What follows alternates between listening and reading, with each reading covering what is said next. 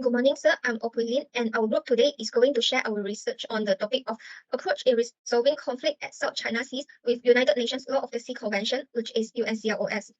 So our group member consists of YIHANG, me, myself, Opulin, Oxingyu, and Yanshen. So in our presentation, we will discuss about the introduction of UNCLOS, policy topic aside, critiques the policy, advantages and disadvantages, areas of improvement, suggestion for betterment towards sustainability, and the conclusion. So to begin with, I would like to introduce the United Nations Law of the Sea Convention. It is a set of regulations that were adopted in 1982 with the primary aim of ensuring peaceful, cooperative, and sustainable use of the world's oceans. UNCLOS provides a crucial legal framework for the marine industry and its operations, especially in settling disputes related to the South China Sea. So the convention has established various agreements, including the right to navigate, territorial sea boundaries of 12 miles offshore, and exclusive economic zones extending up to 200 miles offshore, among others. Additionally, it is also being used to facilitate communication between each nation and encourage fairness in the development and utilization of marine resources. Greetings to Dr. Adam and anyone who is watching. I'm Oxingyu, so let me present the slide first.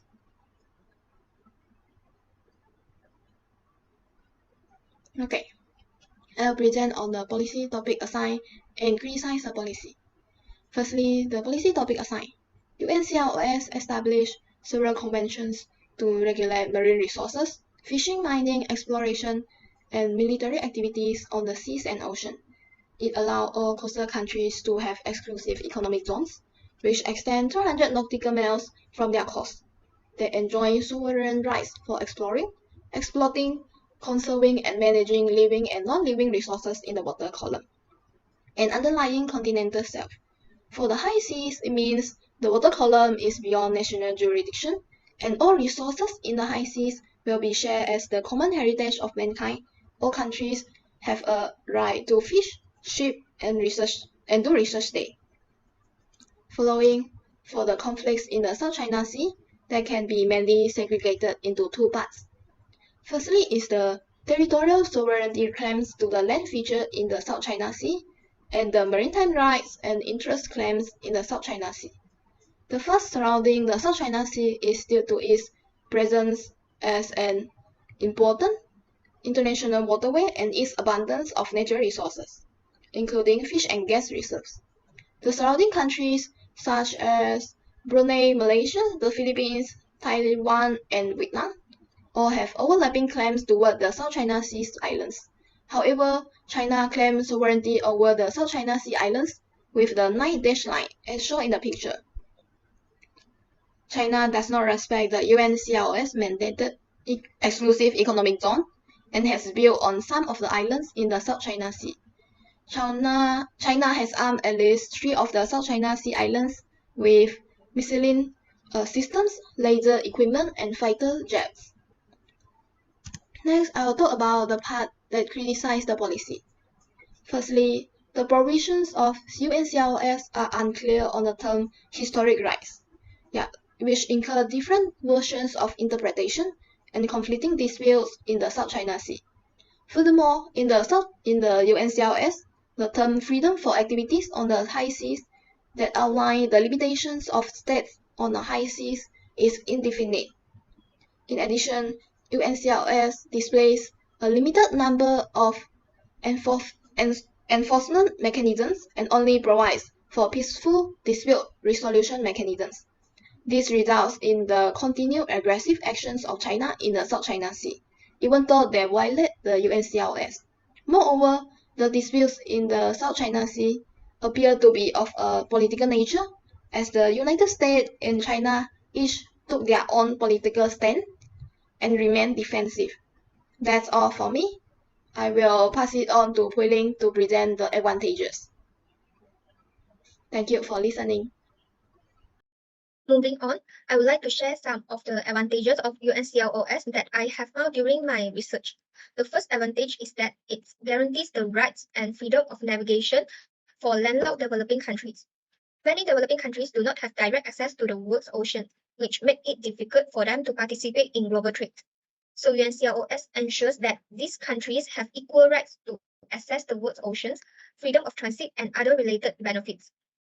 Additionally, according to Article 58 of the Convention, all states are allowed to enjoy the freedom of navigation and overflight in exclusive economic zones, even within 12 nautical miles of the coastal state baseline. The second advantage of UNCLOS is its ability to safeguard the maritime order. The Convention provides a legal framework to govern the usage of global oceans and rights to maritime resources. It serves as a mechanism to resolve disputes that arise when countries claim valuable maritime resources. Moreover, UNCLOS is designed to preserve the maritime order through well-defined and consistent rules governing the use of the oceans. The Convention has also laid out the boundaries of areas mentioned and described what the exclusive economic zones and islands of countries are. This helps to avoid conflicts and promotes peaceful cooperation between nations. My name is YIHANG. I'm going to talk about the disadvantage of UNCLOS. The first disadvantage is the law does not clarify who holds a specific land territory. The countries such as Taiwan, China, the Philippines, Vietnam, Malaysia, Brunei, and Indonesia has a territorial right to the South China Sea Exclusive Economic Zone. The Association of Southeast Asian Nations has maintained that each party, Island, will be entitled to a 12-mile national sea. Most observers are still unsure of the legal foundation for Chinese assertion, despite China being a party to UNCLOS. The dispute that have arisen in recent years have brought to light the limitation of UNCLOS when it's come to preserving maritime order and supporting the principle that the ocean are primarily a common resource. The second disadvantage of UNCLOS in solving the conflict in South China Sea is the lack of an enforcement mechanism. There is no international authority has been expressly established to enforce this guideline. Hence, countries that do not satisfy with the final decision of the tribunal can choose to ignore the rules of UNCLOS. The attitude of China against the cases with Philippines in 2016 has shown that a nation with large authority can disregard international law and institutions to fulfill their interests without being concerned about rules and regulations under maritime law. So hi everyone, I'm Yanson, student ID 2101633. So today I will talk about the area of improvement on UNCLOS. So the first, I will talk about the Code of Conduct. So what is it? Code of Conduct is a type of soft law that is less legal, complicated, and formal. The United Nations has proposed creating a code of conduct to address the dispute in South China Sea and to govern countries that have not ratified binding agreements. The China and the Association of Southeast Asian Nations started working on creating a code of conduct in 2002. However, the progress is very slow due to the reluctance of the countries to make concessions on their interests. So what should improve on UNCLOS?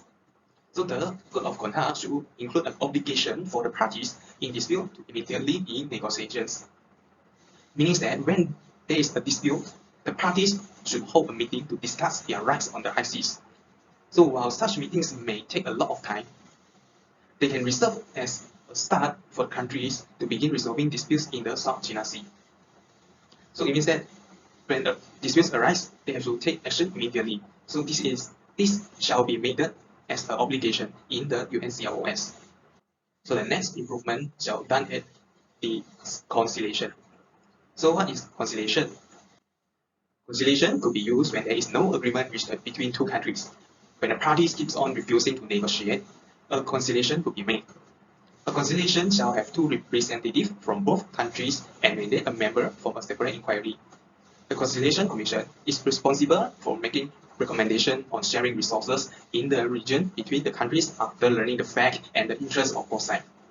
So both sides could negotiate based on the recommendation and to reach their expectation and wants. So at the end, the parties who use conciliation shall be incentivized with the result. So why we should promote conciliation? The improvement in UNCLs on conciliation is to promote the more usage on the conciliation. So why? So in fact, conciliation under UNCLOS has only been used once in 2002 in the case of Timor-Leste and Australia. We promote conciliation because under this conciliation, it is going through a peaceful negotiation. Hence, conciliation is a good way as it uses a peaceful means to negotiate. Also, conciliation actually is forcing the parties to keep doing negotiation with no excuse. Hence, for the progress on negotiating, it may help to push it So it fastens the negotiation. So the countries cannot escape from it. Then I will talk about the suggestion for the betterment towards sustainability. So the first suggestion is to establish marine protected areas. In fact, UNCLOS do not explicitly establish marine protected areas, aka MPA. Rather, it requires the coastal state to take measures to protect the environment, to prevent pollution, and potentially create MPAs. So despite this, the South China Sea is facing various environmental challenges such as pollution, overfishing, and coral reef degradation. So to ensure sustainable development, UNCLOS should collaborate with UNEP, the United Nations Environment Programme, and the countries to establish MPAs in the South China Sea. So a meeting should be held to discuss and agree upon which specific areas should be designated as MPAs. So the MPAs allow humans to use them with the restriction of not affecting the environment. Hence, by designating these areas as MPAs, the marine ecosystem within them can be protected. The environment issues such as overfishing, damages on the seabed, and the hurting on coral reef should be relieved. So in addition, designating MPAs may help to resolve the dispute at South China Sea. So the countries often claim specific areas as their territorial waters to ensure that they are entitled to control over the resources and the rights at the sea areas. So it means that they want the sea areas to become their goods, their areas, is because they want the resources at the high sea depth. So when an area is designated as an MPA, it becomes a public area and does not belong to any specific country. Hence, establishing MPAs could reduce the dispute as the countries are not entitled to claim the seas belong to them. So in order to address the interests of all parties involved, the countries can come to an agreement to take turns having human activity within the designated MPA. The agreement would establish specific limitation of the activities which would be discussed and agreed on in a meeting. So while a country takes turns to have human activities within the MPA, the other parties involved shall monitor that country activities at sea to ensure complaints and prevent over-exploitation. Hence, the establishment of an MPA serves to protect the marine ecosystem. So the next suggestion we will talk about is advance the UNCLOS with new protocols. So why we need to advance it? UNCLOS has been adopted since 1982. So some of the law laid down in UNCLOS is now not applicable. And there are some gaps in the law for new emerging issues such as deep sea mining and climate change. So now, in fact, there is no applicable convention, protocols, agreements, or law to govern these activities. So without the agreements, the countries may overexplore and harm the environment or marine ecosystem. So, in order to limit this activity, the UN may conduct a meeting with the countries to introduce new protocols, amendments, or agreements to govern the activities. So the new agreements shall consider the interests of all parties to ensure the agreements are ratified by them. Also, the countries may discuss to have compensation to cover their losses from ratifying the agreements. So that's all from me on the area of improvement and suggestion for the betterment towards sustainability. Thank you. Now I'm going to talk about the conclusion. The objective of UNCLOS is to ensure the peaceful, cooperative, law-based utilization of the ocean. However, the use of UNCLOS has caused a dispute between China and the surrounding country, and the conflict can be divided into two categories, which is maritime right and interest claim in South China Sea. There are some disadvantages in the approach to resolve the conflict at South China Sea, which is overlapping territorial claim and maritime claim, and the second is the lack of enforcement mechanism.